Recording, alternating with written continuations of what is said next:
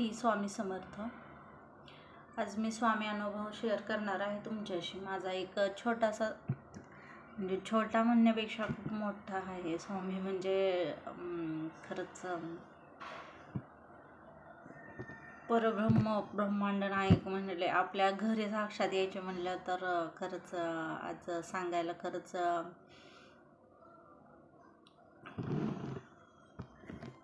तुम्हाला तुमच्याशी शेअर करावा असा वाटला, म्हणून म्हटलं आता हा माझा स्वामी अनुभव शेअर करावा। असंच आता मी 5-6 वर्ष झाले स्वामी स्वामी स्वामी केंद्रात जात आहे। म्हणजे 6-7 वर्ष ॲक्च्युली झाली माझ्याला।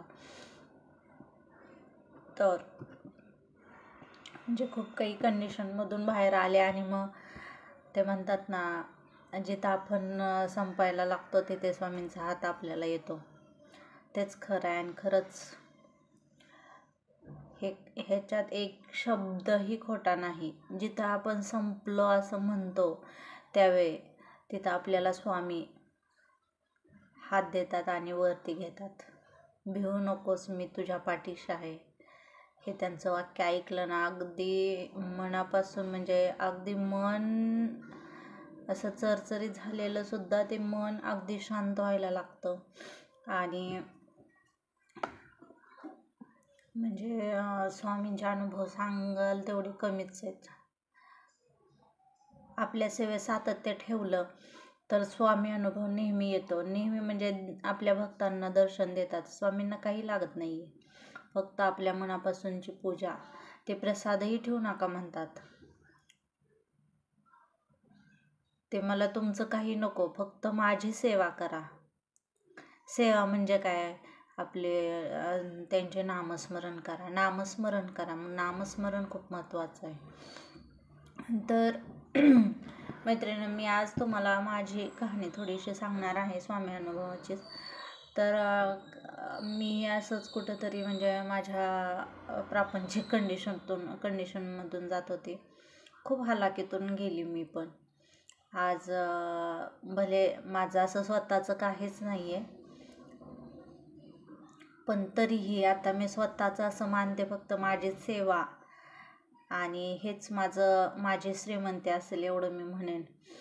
तर तुम्हाला हे सांगण्याचा एक उद्देश म्हणजे खरंच आज ह्या कलियुगात आपल्या परब्रह्मांची ब्रह्मांड नायकांची सेवा केलेली खूपच चांगली, म्हणजे अतिशय उपयोगी। आणि ती आत्मसात जर केली ना मैत्रिणीनं, खरंच म्हणजे तिथं काही म्हणजे तुम्हाला तो पैसा, काही धन दौलत, काही ते आठवणार नाही आहे।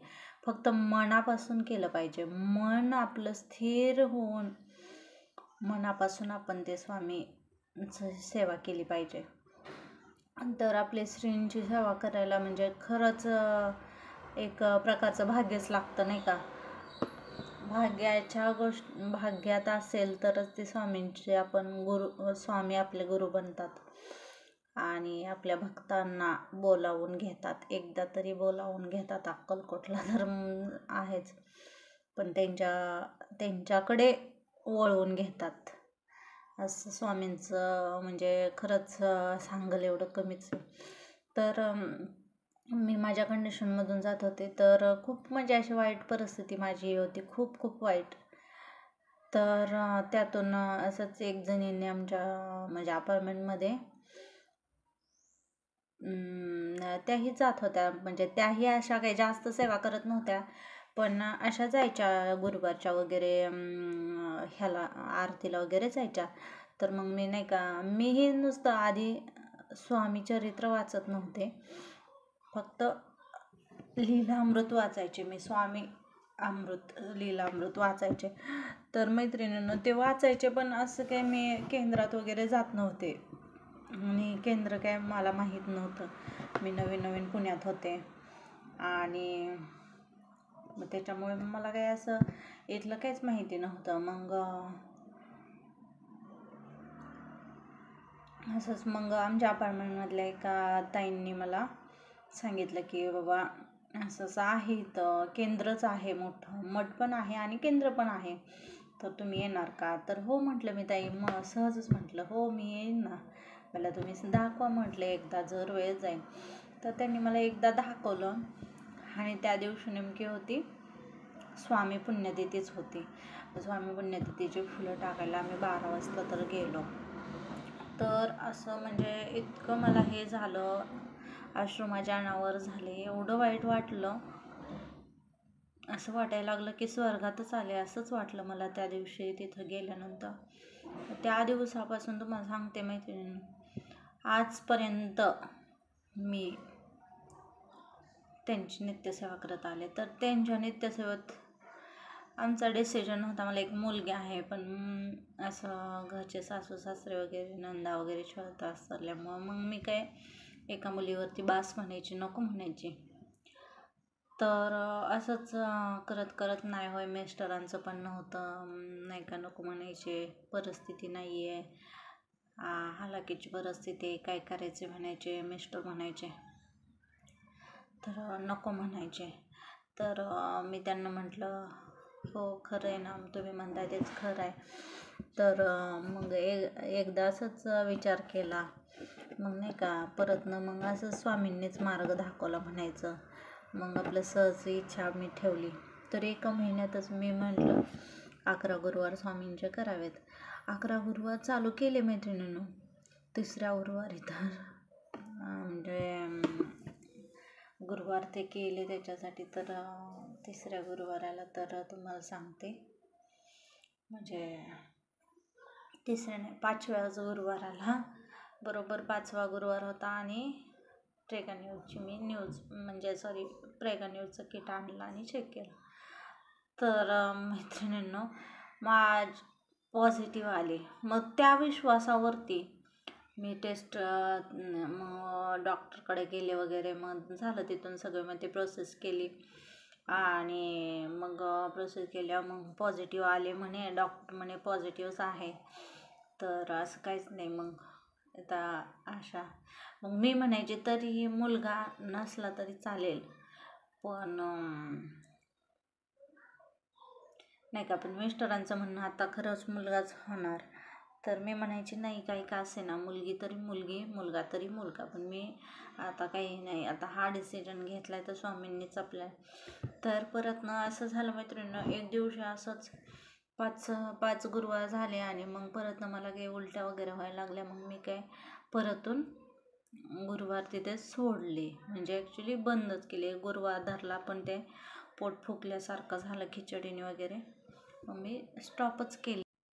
मिस्टरांनी धरले. मग त्यावेळेस असं झालं की मिस्टरांनी केले, त्याच्यावरती मग मिस्टरांनी केल्यानंतर मग असंच मिस्टर म्हणायचे मुलगा पाहिजे, मुलगा पाहिजे.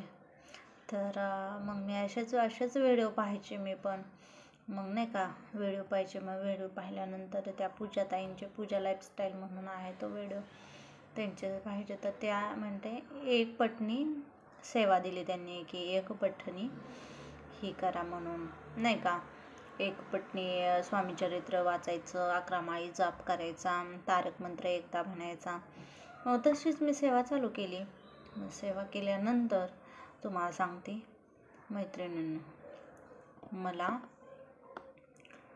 स्वप्नात, मिस्टरांच्याही स्वप्नात अगदी चिखलात खेळत होता, असं गोरा कुंभार कसे चिखलात बाळ तुडवलं तसंच पण स्वामींबरोबर ते बाळ खेळत होतं. म्हणजे जे माझ्या पोटात बाळ होतं ते बाळ स्वामींबरोबर खेळत होतं चिखलात.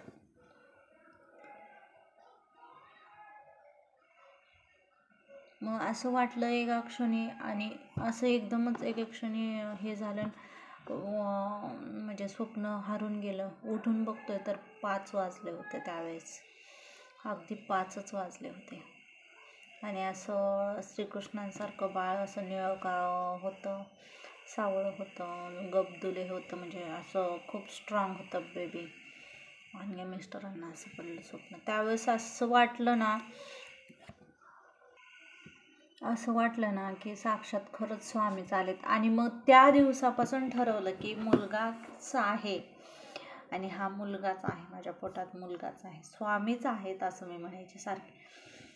डिलेव्हरीच्या अक्षरशः डिलेवरीच्या सेशनवरती नेताना, सीझर रूममध्ये नेताना, सॉरी सीझर नाही आहे माझं, नॉर्मलच आहे, पण तिथं नेताना मला कळायला लागल्यानंतर अक्षरशः मी स्वामी बाहेर या, स्वामी बाहेर या असे मी ओरडत होते. डॉक्टर म्हणायचे गुड शुभांगी, गुड शुभांगी.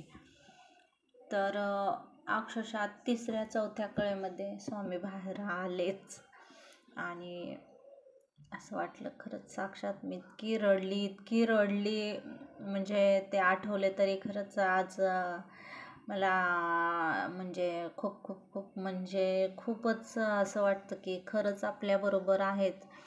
म्हणून मी सांगते, सातत्य ठेवा कोणत्याही गोष्टीत, स्वामी आपल्या पाठीशी